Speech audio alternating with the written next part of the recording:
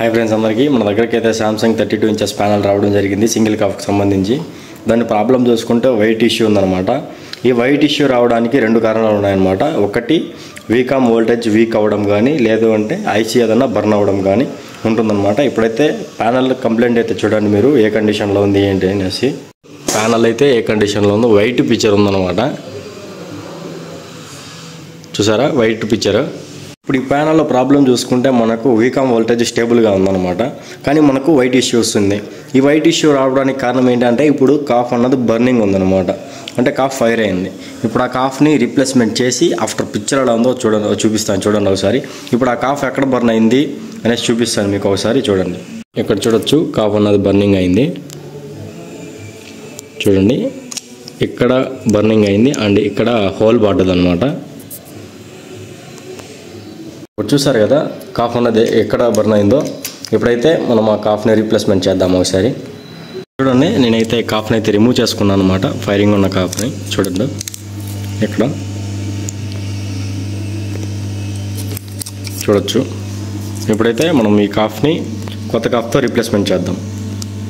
చూడండి ఫ్రెండ్స్, ఇప్పుడైతే నేను ఈ కాఫ్ని అయితే రీప్లేస్మెంట్ చేశాను అనమాట. చూడండి ఈ కాఫ్ అయితే బర్నింగ్ ఉంది కదా. ఓల్డ్ కాఫ్ అనేది చూపిస్తాను చూడండి. ఇది ఓల్డ్ కాఫ్ అనమాట. ఇక్కడ చూడండి ఇక్కడ ఫైర్ అయింది టోటల్. నేనైతే ఇంకో కాఫ్ని అయితే రీప్లేస్మెంట్ చేశాను. అండ్ ఇప్పుడైతే ప్యానల్కి కనెక్ట్ చేసి ఎల్విడిఎస్ కేబుల్ అయితే నేను ఇన్సర్ట్ చేస్తున్నాను అనమాట. ఇప్పుడు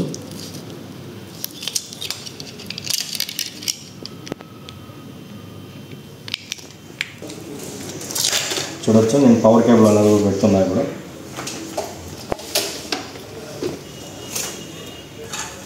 రిలీజ్ చేస్తున్నా.